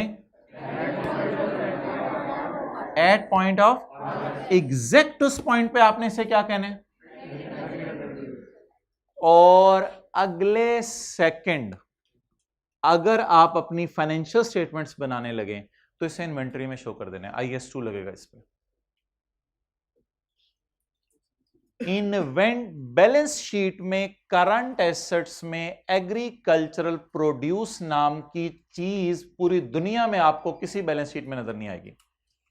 IS 41 कहता है इस चीज को कटते हुए इसका नाम रखो एग्रीकल्चरल, और अगले ही सेकंड इसका नाम बदल दो और इसको क्या कह दो? इन्वेंट्री कह दो। इसे क्या कह दो? इन्वेंट्री कह दो। तो अब बताएं, जिस वक्त ये चीज कटेगी उस वक्त इसका नाम क्या होगा? Agricultural produce. और साल के एंड पे ये बैलेंस शीट में कहां शो होगी? या कटते ही अगर बैलेंस शीट बना ली तो बैलेंस शीट में कहां शो होगी? इन्वेंट्रीज में। अब बता दें, जो बंदा मिल्क मैन है, मिल्क मैन है, उसके पास जो है वो साल के एंड पे पूरे साल का 10,000 किलो दूध पड़ा होगा? नहीं नहीं नहीं नहीं नहीं नहीं नहीं, वो तो दूध साथ साथ बेचता रहता होगा। उसके पास सिर्फ 31 दिसंबर की रात को जो उसने दूध चोया है, मिल्किंग, जो उसने दूध निकाला है वो सिर्फ पड़ा होगा। वो जो दूध है अगर उसने अगले दिन सुबह जाके बेचने तो 31 दिसंबर की रात को बैलेंस शीट में इन्वेंट्री में शो करेगा या एग्रीकल्चर प्रोड्यूस के नाम से? तो there is no concept of current assets में एग्रीकल्चर प्रोड्यूस का लफ्ज। फॉर रन वो चीज कहां क्लासिफाई हो जाएगी? इन्वेंट्री में। इससे क्लासिफिकेशन से अमाउंट्स पे क्या फर्क पड़ेगा वो अभी हमने पढ़ना है, सिर्फ थ्योरी की हद तक एक बात मैंने कर दी है जी। सारे ये जितनी चीजें हैं, ये जितनी चीजें हैं, साल के एंड पे हमारे पास क्या पड़ी हुई है? वूल। फर्ज करें मिल्क फ्रीजर में पड़ा हुआ है साल के एंड पे, या साल के एंड पे हमारे पास मीट कट चुका है, अभी तक बिका नहीं है। इसी तरह हमारे पास पोटैटो पड़े हुए हैं, हमने स्टोर में रखे हुए हैं, अभी तक बेचे नहीं है। हमारे पास जामुन कट चुके हैं, मैंगो एप्पल कट चुके हैं, 31 दिसंबर आ गया। इनको हम सबको कहां शो करेंगे? इन्वेंट्री में। सबके बेचने पे, बेच के तो फिर कैश डेबिट सेल क्रेडिट होगा, वो पूरा सवाल करना है हमने। लेकिन लम्हा जिस पे ये कटेंगे उसका नाम क्या होगा, और अगले लम्हे इनका नाम। ये जरा आखिरी फिक्रा पढ़ें जो मोस्ट इंपॉर्टेंट है।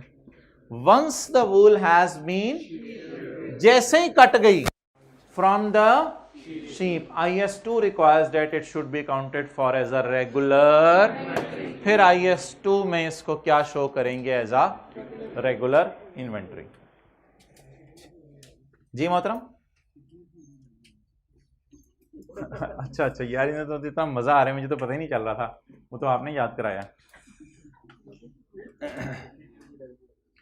चलें ठीक है भाई, ये भाई ने बात की है तो ख़त्म करते हैं फिर, ठीक है। तो अब ये तो हमारा बिल्कुल एक अलग कॉन्सेप्ट है, बियर और प्लांट, इस पर हमारी एक पूरी क्लास होनी है। अगले पेज पे आके ये पढ़ लें ताकि जो मैंने आपको बताया वो सारा आपके जहन में आ जाए। ये सारा पढ़ लें।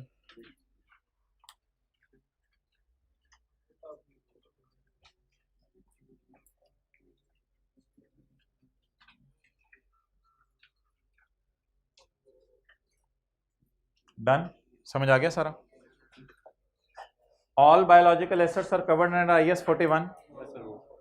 सारे जिंदा जानवर जो भी सड़क पे नजर आए, जो भी PC होटल में नजर आए, जो भी आपको जू में नजर आए, सारे जिंदा जानवर ही बायोलॉजिकल एसेट्स IS 41 में फॉल करेंगे? नो। कौन कौन से नहीं करेंगे?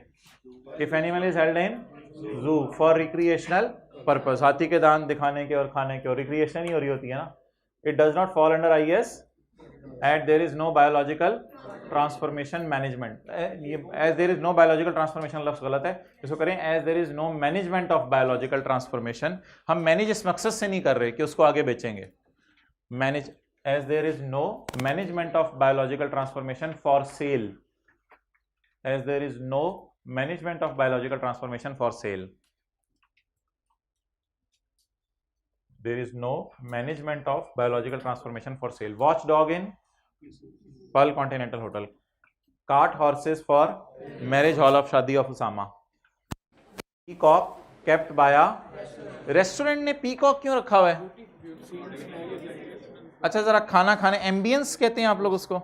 अच्छा जरा एम्बियंस, अच्छा चलें आगे। ये मूल कहां से आ गया? मूल क्या होता है? खच्चर। Mules kept for transportation of luggage by tourist company. पहाड़ों के इलाके में टूरिस्ट कंपनीज ने गधे रखे होते हैं, तो वो सामान एक जगह से दूसरी जगह लेके जाते हैं, उनको भी गधे बेचे जाते हैं। आप लोग समझ रहे थे क्या? लेकिन वो जो गधे बेच रहे हैं उनको, वो तो IS 41 लगाएगा। जो गधे उनको बेच रहे वो IS 41 लगाएगा, लेकिन जिस ट्रांसपोर्ट कंपनी ने गधा खरीद लिया है वो IS 41 नहीं लगाएगा, क्योंकि उन्होंने ना सेल के लिए खरीदा है, ना दूध के लिए खरीदा है, ना उन्होंने आगे कोई बेबीज के लिए खरीदा है। All of above are dealt by IS 16। ये सवाल पढ़ें। Are all biological assets are measured at fair value less cost to sale. IS 41 वाले बायोलॉजिकल एसेट्स को कल हम रख रहे थे fair value minus cost to cell पे, लेकिन इनको हमने fair value minus cost to cell पे नहीं रखना। Refer above examples. इनको हमने किस पे रखना है भाईजान? इन पे कौन सा स्टैंडर्ड लगेगा? IS 16। IS 16 में भाईजान हमारे पास चॉइस है, कॉस्ट मॉडल पे रख लें, या बोल कुत्ते तेरी क्या मार्केट में कीमत है, या कॉस्ट मॉडल पे रख लें, या क्लियर? तो ये तो IS 16 की बात है। चलो यार, अब भाई कह रहे हैं बस कर दें थ्योरी, तो निकालें जी कल वाला न्यूमेरिकल। इनके कहने पे मेरी ब्रेकें लग गई हैं जी। अच्छा भाई, दूसरी क्लास से TA AC के विंग्स ऊपर करवाएं इधर आके, और नोट्स भी चाहिए।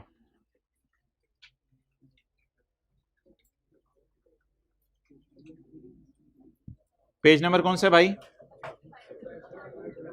570। आ जाए।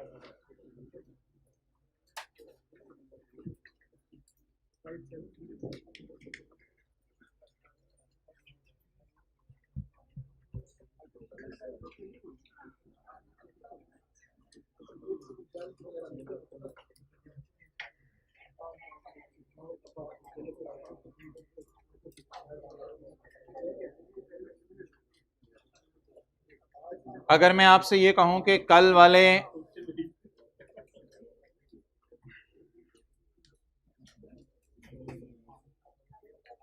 कल वाले जो हमने वर्किंग्स की थी और जर्नल एंट्रीज की थी वो मैं घर से लिख के ले आया हूं, तो क्या आप इस बात पे यकीन कर लेंगे? मेरी देख के यकीन कर लेंगे?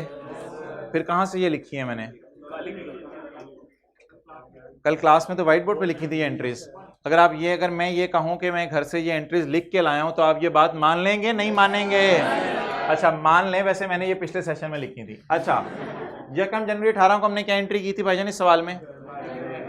बायोलॉजिकल एसेट डेबिट 145500 थी। एंट्रीज मैच कर लें फिर आगे चलते हैं।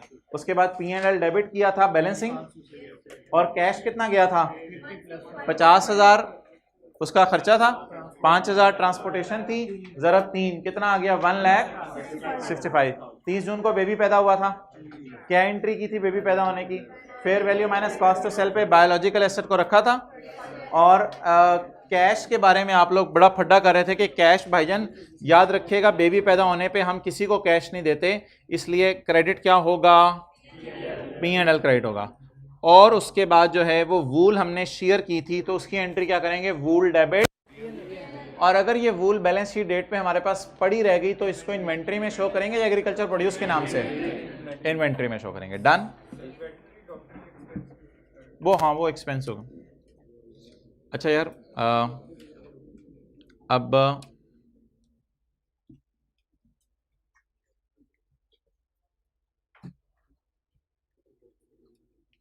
ये वर्किंग हमने कल कर ली थी। कितनी थी? 3 एनिमल्स थे जी भाई।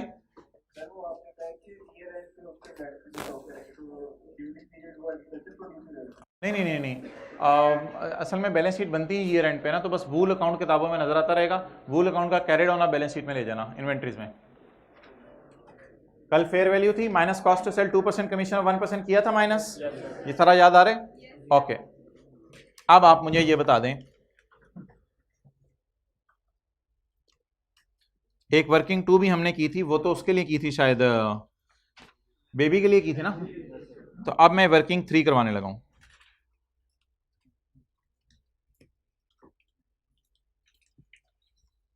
वर्किंग 3 भाई ईयर एंड के ऊपर एक कैलकुलेशन किया करेंगे जिसमें हमें या गेन आया करेगा या लॉस आया करेगा जी।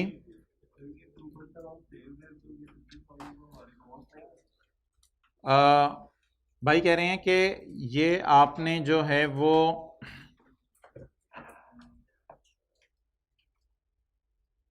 सवाल इनका पहले सुन लें। ये कह रहे हैं कि हमारे खरीदने की कॉस्ट है 50,000 जानवर की, और आपने कहा था यकम जनवरी को जानवर को रिकॉर्ड भी 50,000 पे ही करना है, यानी fair value minus cost of cell पे करना है। तो आप इसको फेयर वैल्यू 50,000 को कैसे कह रहे हैं? ये तो यकम जनवरी 18 की कॉस्ट है मोहतरम। जिस वक्त हम बाजार से जाके चीज़ यकम जनवरी 18 को खरीदेंगे तो उस वक्त उसकी कॉस्ट भी वही होगी और उस वक्त उसकी फेयर वैल्यू भी वही होगी। तो ईयर एंड पे चेंज होगी ना फेयर वैल्यू, जब जानवर मोटा हो जाएगा। अच्छा, ईयर एंड की बातें आप छोड़ें सारी, मुझे ज़रा कल वाली बातें बताएं। यकम जनवरी 18 को हमारे पास ओपनिंग जानवर पड़े हुए थे या परचेज की थी? सोच के बताइएगा, गलत बात नहीं करनी। देख लें, नज़र मार लें कि परचेज की थी चीज़ें। तो यकम जनवरी 18 को हमारे पास कोई ओपनिंग जानवर पड़े हुए थे? कल कला को सवालों में आ सकते हैं। मैं टी काउंट बनाऊं या स्टेटमेंट फॉर्म में भी चल जाएगा? ओपनिंग प्लस परचेजेस, इस किस्म की चीज़ क्लोजिंग पहुंच जाएंगे। अच्छा, इसके बाद मुझे बताएं, यकम जनवरी 18 को मैंने जानवर नए खरीदे थे, इसका क्या नाम रखूं? परचेज को किस पे मेजर किया जाता है? फेयर वैल्यू माइनस, आप समझ लें मैं कोई biological asset type T account बना रहा हूं, बायोलॉजिकल एसेट टाइप, जिसमें ओपनिंग जानवर, एडिशनल बेबीज और क्लोजिंग जानवर आ जाएंगे। मुझे बताएं परचेजेस की fair value minus cost to sale निकालने की जरूरत है या कल की निकाल चुके हैं? कल की निकाल चुके हैं 145 500, और यही fair value minus cost to sell यहां भी रखी थी हमने। चलें जी बताएं जी, fair value minus cost to sell 145 500। अच्छा, बेबी जो बॉर्न हुए उसे प्लस करूं माइनस करूं, प्लस करूं माइनस प्लस, क्या डेट डालूं? 30 जून 18। बेबी बॉर्न हुआ जी, बता दें बेबी बॉर्न हुआ कितने वाला था? 3500 पे कल डेबिट किया था। यार चुप रहो, बातें ना करो। 3500 पे डेबिट किया था। अच्छा यार इसमें ना क्लोजिंग जब मैं, यार बातें ना करो, इसमें जब मैं क्लोजिंग डालूंगा तो ये कोई फिक्स्ड एसेट है कि बैलेंसिंग डेप्रिसिएशन आ जाएगी? Opening addition minus depreciation is equal to closing, ये कोई फिक्स्ड एसेट है कि डेप्रिसिएशन बैलेंसिंग आ जाएगी? क्या डेप्रिसिएशन आया करेगी या फिर एप्रिसिएशन भी आ सकती है? और भाई चाहे हमारे जानवर कमजोर हो जाएं, चाहे हमारे जानवरों की उम्र बढ़ जाए और मोटे हो जाएं, हमें गेन भी आ सकता है, लॉस भी आ सकता है। इसमें लाइफ लुइफ का तो चक्कर है ही नहीं स्टैंडर्ड में। वो तो कुत्ते की लाइफ इसलिए, डॉग की लाइफ इसलिए ली थी कि वो उस पर IS 16 लग रहा था, इधर तो लाइफ लुइफ का चक्कर ही नहीं है। तो IS 41 में जानवरों की लाइफ से हमें नहीं खेलना, हमने बस देखना है साल के शुरू में कितने के हैं, साल के एंड पे कितने के हैं, बैलेंसिंग गेन लॉस आ जाएगा। अब आप मुझे बता दें क्लोजिंग में, मुझे हिम्मत करके किसी ने गलत नहीं बताना, मुझे बताएं क्लोजिंग में जो बड़ी शीप्स हैं वो कितनी पड़ी हैं? क्वांटिटी 3 शीप्स बड़ी हैं, और बेबी कितने पड़े हैं? 1 पड़े हैं। 3 शीप्स जो है वो साल के आखिर में महंगी हो गई होंगी। सवाल की तरह देखें जो आखिरी लाइन पर हमने छोड़ी थी, 1 जनवरी को 3 शीप्स खरीदी थी 4 साल वाली, अब वो कितने साल की हो गई? शुक्र है इनकी fair value minus cost to sell दी है, कुछ करने की जरूरत नहीं, एज इट इज इसको उठा लें। बताएं जी इन शीप्स की fair value minus cost to sale 70,000। तो what is the quantity of sheeps? जिस बंदे के पास साल के शुरू में 3 शीप्स पड़ी हों और कोई शीप मरे ना, तो साल के एंड पे भी कितनी पड़ी होंगी? 3 जरब, और बड़ी ना सादा सी कैलकुलेशन है, जैसे एक बंदे के पास शीप्स हैं और वो सोच रहा है यार साल के आखिर में इतने की हो गई हैं, बस 3 तो 70,000, और वो जो एक शीप है जिसको हमने 3500 पे रखा हुआ है, वो जरा देखें महंगी हो गई कितनी हो गई है? 12,000 की हो गई है, जरब 12,000। तो ब्लैक वाले का और रेड वाले का कोई बंदा जरा ग्रैंड टोटल मुझे करवा दे। 222, ये मैं ग्रीन से लिख रहा हूं, बोले बोले बोले 2,22,000 डन। अब बता दें ये बैलेंस कैसे करूं, मेरे जानवरों को क्या हो गया? 1,45,000 जमा 3,000 को 1,48,000 या उतने वाले 1,48,000 जानवर माशाल्लाह 2,22,000 के हो गए, तो बैलेंसिंग क्या आएगा?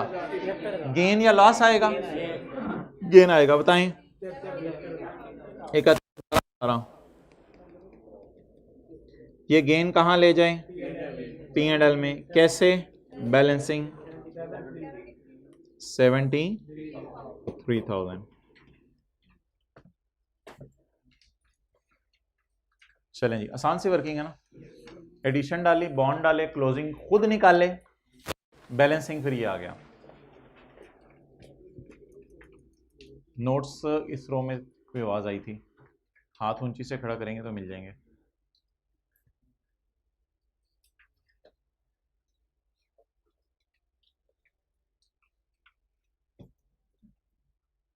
दानिश टीयर रूम ऑपरेटिव हो गया?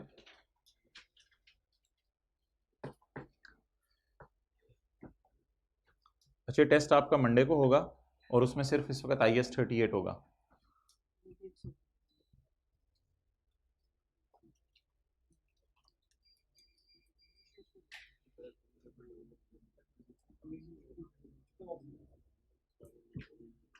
20 नंबर का होगा, 20-22। जी भाईजान, किस किस की जर्नल एंट्रीज करनी है बताएं। भाई एक 45,500 की तो जर्नल एंट्री हो गई है ना, ये तो कल कर ली थी।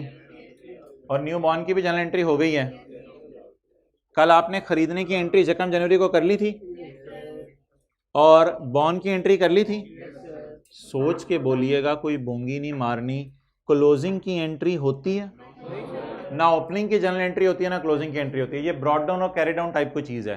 तो एंट्री किसकी होगी? सिर्फ गेन की। जानवर हमारे मोटे महंगे हो गए। अच्छा यार, ये ना मैंने आपको कल करवाना है। मुझे बताएं, जानवर की प्राइस बढ़ती क्यों है? कोई 2 वजह बताएं जिस वजह से जानवर की प्राइस बढ़ती है। स्टैंडर्ड कहते हैं जी जानवर की कीमत बढ़ने की 2 वजह हैं। एक तो 1 साल बड़ा हो गया, 1 साल बड़ा हो गया है, इसे कहते हैं क्वांटिटी उसकी, यानी लाइफ उसकी बढ़ गई। और दूसरी वजह होती है महंगाई हो गई है। दूसरी वजह क्या होती है?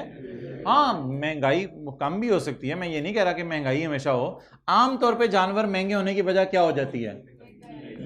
महंगाई खाली नहीं है, 1 साल बड़ा भी तो हो गया, गोश्त भी तो अब उसमें ज्यादा है। तो और ये जो एसी है ना, ये नहीं इस वजह से होते बड़े कि एसी था, एसी आ हो गया है अब साल के एंड पे, 1 टन का था साल के एंड पे माशाल्लाह अब तो 2 टन का हो गया है। तो नहीं, लेकिन जानवर बायोलॉजिकल ऐसे ना, बंदों की तरह ये। अच्छा बताएं, अब 73,000 की एंट्री। एक्सेलेंट, क्योंकि पॉजिटिव साइन है। बिल्कुल पॉजिटिव साइन है, तो बायोलॉजिकल एसेट डेबिट होगा। बायोलॉजिकल एसेट डेबिट और क्रेडिट क्या? P&L credit. P&L credit. जब जानवर मोटा हो जाता है तो आप किसी को पैसे देते हैं या सिर्फ खुश होते हैं? तो P&L क्रेडिट, कैश क्रेडिट नहीं हो सकता। चलें जी, आखिरी एंट्री, फिर मैं आपको तस्वीर खींचने दूंगा पूरे सवाल के सोल्यूशन की। वर्किंग 2 मैंने यहां नहीं की क्योंकि वो कल कर दी थी। 31 दिसंबर 18, बताएं जी। बायोलॉजिकल एसेट डेबिट हो सकते हैं, कल हमने पता नहीं क्या नाम लिखा हो, शायद जानवर का नाम लिखा हुआ था, खैर है। कितना?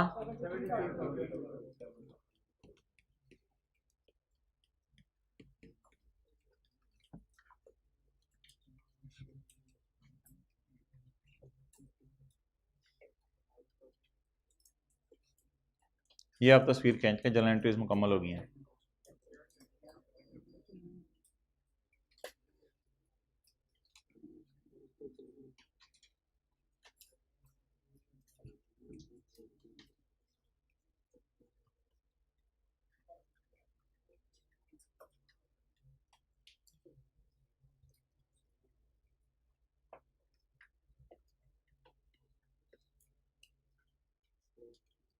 अच्छा, छोटा सा सवाल लिखिए भाई।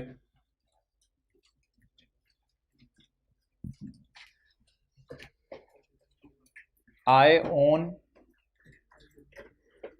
ओन बोलना होता है, अच्छा ठीक है। आई ओन, मैं ओन करता हूं, I own 50 cows, I own 50 cows on यकम जनवरी 12। आई ओन 50 काउस ऑन यकम जनवरी 12। अच्छा जी, उसके बाद 30 more cows, 30 more cows are purchased, 30 more cows are purchased for rupees, नहीं फॉर रुपीज छोड़ें, नीचे फेयर वैल्यूज में आपको बता दूंगा। 30 more cows are purchased on यकम मार्च, कौन सा साल चल रहा है? ऑन यकम मार्च 12। अच्छा, detail of fair values, detail of fair values is as follows, detail of fair values is as follows।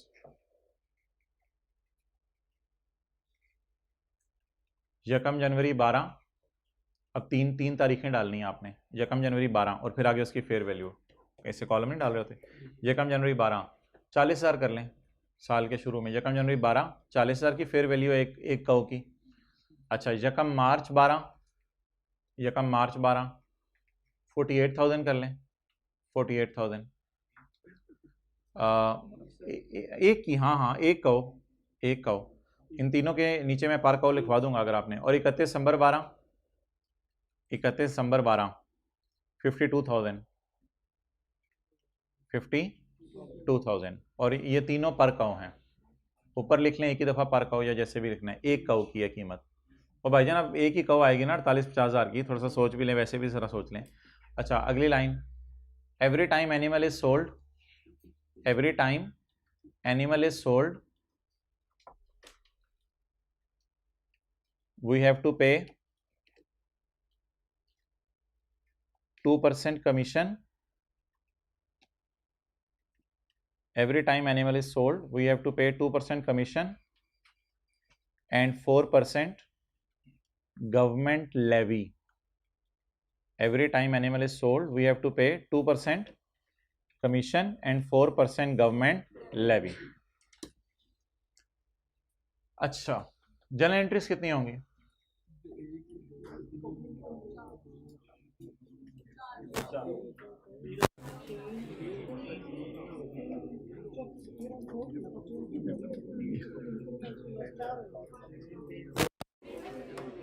चार जनरल एंट्रीज वाले हाइब्रिड का मिला के हाथ खड़ा करें। चार जनरल एंट्रीज वाले हाथ खड़ा करें। तीन वाले हाथ खड़ा करें। तीन वाले हाथ खड़ा करें। तीन वालों में हाइब्रिड में किसी ने खड़ा किया एक के अलावा। दो एंट्रीज वाले हाथ खड़ा करें। दो एंट्रीज वाले एक एंट्री वाले हाथ खड़ा करें। एक एंट्री वाला भाईजान दो एंट्रीज होंगी। अच्छा हमारे पास साल के शुरू में कितनी काउस थी? साल के शुरू में कितनी काउ थी? ये ओपनिंग है या ये इनकी जनरल एंट्री हो गई? तो चाचू तौबा करें ना, जो ओपनिंग की एंट्री करे तो साल के शुरू में पड़ी नहीं है ना, ये पिछले साल की बैलेंस शीट में होंगी ना। अच्छा चलें छोड़ें यार, आपका IAS 41 दिमाग पे चढ़ा हुआ है। हमारे कॉलेज में साल के शुरू में 50 कुर्सियां पड़ी हुई हैं, एंट्री बताएं। तो फिर ऐसा ना करें ना, तो इसकी एंट्री नहीं होती। दराज में सुबह सुबह कैश 10 रुपए पड़ा है, इसकी एंट्री बताएं। और भाईजान ये तो BD है ना, ब्रॉड डाउन है, इसकी तो एंट्री नहीं होगी। खरीदने की एंट्री होगी, खरीदने की एंट्री होगी। और इन द एंड हमने कोई बेची है या साल के एंड पे सारी पड़ी होंगी? कौन ये दो एंट्रीज कर सकता है? करूंगा, चले करें। 2 मिनट दे दूं, 2 से 3 मिनट। 3 मिनट है आपके पास। नहीं, every time animal is sold, खरीदने पे कोई कमीशन नहीं है। Every time animal is sold, तो आपको क्या पे करना पड़ता है? कमीशन।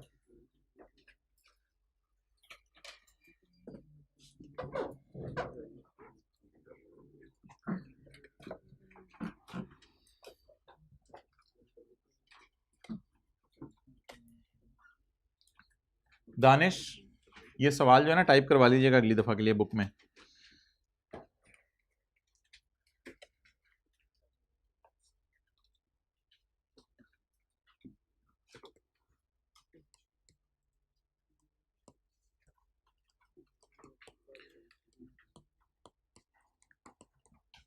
जी भाई, ओपनिंग एनिमल्स,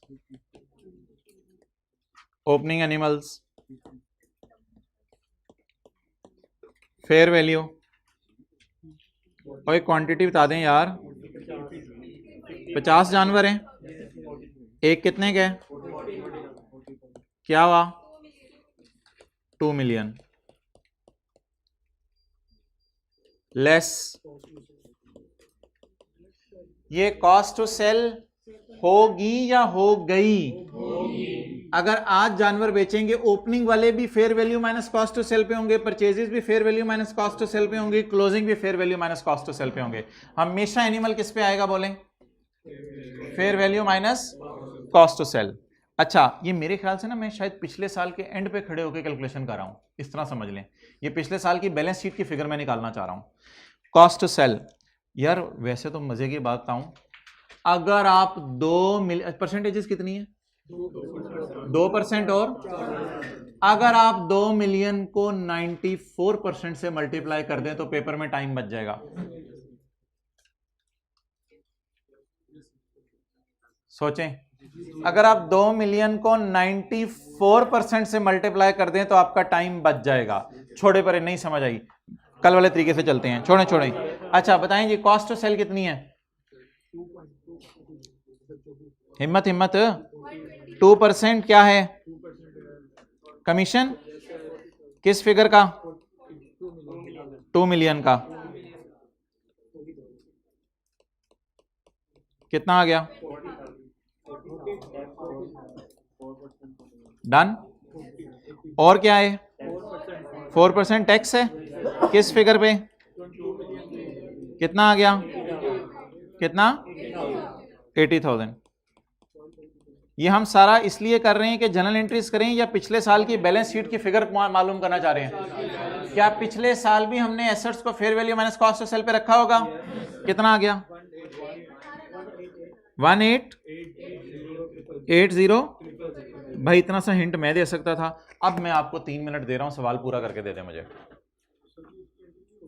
इसकी एंट्री नहीं होगी। देखो ना, पिछले साल जो कुर्सियां कॉलेज में पड़ी हुई हैं, अब इस साल उसकी जर्नल एंट्री। अब 1 मिनट, एंट्री क्या करूं? Biological asset debit. Gain loss तो पिछले साल रिकॉर्ड हो चुका होगा। पिछले साल का देखो, जिस तरह इस वर्किंग में हमने क्लोजिंग निकाला है और गेन लॉस रिकॉर्ड हो गया है, इसी तरह ये पिछले साल का क्लोजिंग है ना, तो ये तो पिछले साल गेन लॉस रिकॉर्ड हो चुका होगा।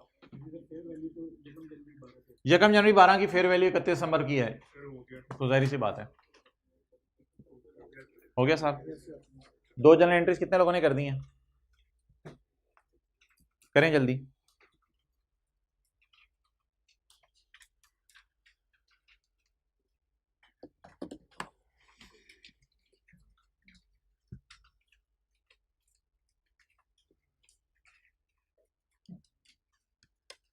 अच्छा भाई, परचेज वाला बता दें। कितना लंबा वैसे हम काम कर रहे हैं, इसको कहते हैं मैनुअल काम करना, डंकी वर्क। एक एक फिगर को अलग अलग निकाल रहे हैं। फेयर वैल्यू कितने जानवर हैं? 30, 48,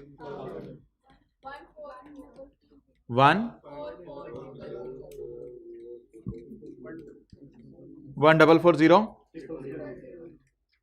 अब अगर आप इजाज़त दें तो मैं फिर खाली लफ्ज़ लिख देता हूँ 2% और 4%, बजाय के ज़्यादा तफसील में जाएं। जी कितना आ गया 2%? 28800 57। हर चीज को, ओपनिंग को, परचेज को, क्लोजिंग को, सबको किस पे रखना है? Fair value minus cost to sell. याद रखिएगा, आपकी जेब से गई नहीं होती।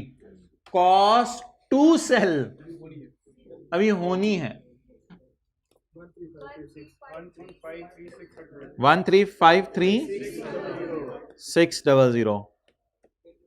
मैं आपकी मिन्नत कर रहा हूं, खुदा के लिए जर्नल एंट्री गलत ना कर दीजिएगा। परचेज की जर्नल एंट्री अगर आपने गलत की तो आपको जूते पड़ेंगे। इसका मतलब होगा कि कल आपने कल वाला सवाल नहीं करके आए। परचेज की जर्नल एंट्री 1 मार्च 12, 1 मार्च। बायोलॉजिकल एसेट किस पे रखना है? Fair value less. और भाईजान कैश में आउटफ्लो आएगा। जिस दीवाने ने कैश में क्रेडिट किया है 1353600, वो दीवाना हाथ खड़ा कर दे। ये गलती नहीं करनी ना मेरे भाई।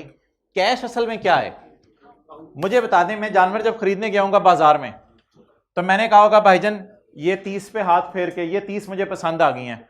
उसने कहा होगा भाईजान 48,000 की, आप पैसे दें ले जाएं। मैंने उसको 48,000 दिए, और फर्ज करो मेरी ट्रांसपोर्टेशन कॉस्ट कोई नहीं थी, साथ ही मेरा था। मैंने जो है वो एक बंदे को कहा चल यार पकड़े रस्सियां लेके चलें। मैं 30 की 30 गां को लेके आ गया। आज खड़ा होके मैं उससे पूछूंगा अगर तुम आज जाओ तो कितना देके जाओगी? गाय से पूछूंगा अगर तुम आज जाओ तो कितना देके जाओगी? तो गाय ने कहा मैं तो फिर तुम्हारा खर्चा भी करवाऊंगी। हुआ नहीं, होगा। कॉस्ट टू सेल का मतलब ही है, कॉस्ट टू सेल, बेचने की कॉस्ट। होगा खर्चा या हो गया है? इसलिए भाईजान आपकी जेब से जो है ना सिर्फ गए होंगे 1440000 और डेबिट कितने से होगा?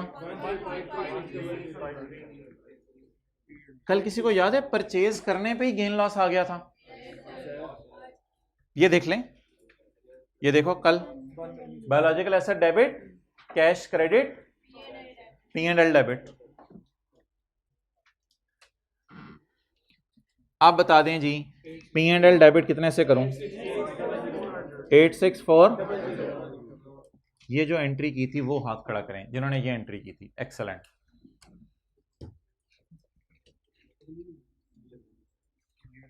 यार अगली एंट्री करने से पहले ना वो छोटी सी एक वर्किंग करनी पड़ेगी, जो ओपनिंग क्लोजिंग वाली। अभी एक वर्किंग हमने की है, ये वर्किंग 3 अभी की थी, इसे वर्किंग 2 के नाम से अब हम करेंगे। ये वाली वर्किंग करनी पड़ेगी। ओपनिंग जानवरों की कीमत, परचेजेस की और क्लोजिंग की बैलेंसिंग किसकी आ जाएगी? P&L। तो अब जगह इधर बना लेते हैं वर्किंग 2 के नीचे, वर्किंग 3। अच्छा, वर्किंग 3 की मेरी हेडिंग ना ये नहीं है क्लोजिंग एनिमल्स, बहुत टाइम लग जाएगा। क्लोजिंग एनिमल्स की प्राइस में निकालने लग जाओ बहुत टाइम लग जाएगा। हम क्या करते हैं, इधर बस हेडिंग दे देते हैं। नहीं हेडिंग वही दो ना जो दी थी, year end gain loss. Heading वही देना जो दी थी ताकि जरा सिमेट्री रहे चीजों में। Year end gain loss. यार पहली 2 क्लासों के बाद ना बंदा इस काबिल हो जाता है तकरीबन कि कोई दूध बेचने वाला है ना उसके पास चला जाए और IAS 41 लगा दे। Year end gain loss. Opening बोलें 1880। ये पिछले साल का क्लोजिंग है जो पिछले साल की बैलेंस शीट में आ रहा था। 1880। परचेजेस या एडिशंस 1353600।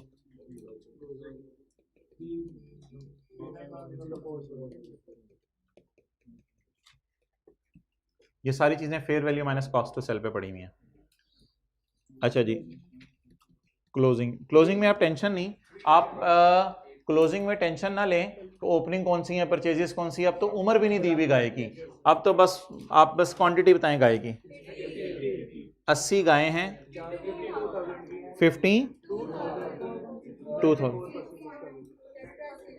क्या जवाब आया? अभी इसका जवाब बता देना। 41 डन। अब अगर आप मुझे इजाजत दें तो मैं शॉर्टकट लगा लूं।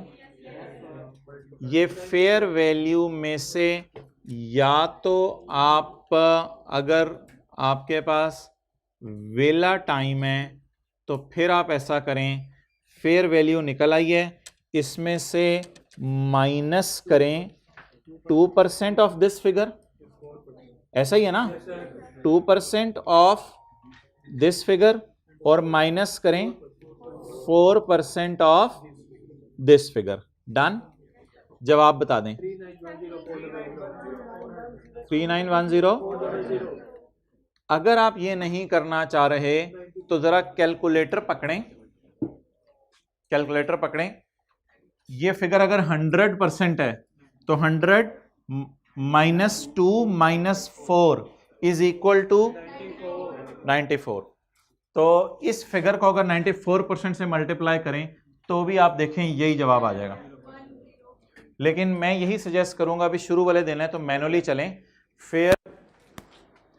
फेयर वैल्यू बोले बोले बोले minus cost to sell. What is fair value? 4160000 minus 2% of this figure minus 4%। ये आ गया। अब क्लोजिंग की एंट्री करनी है या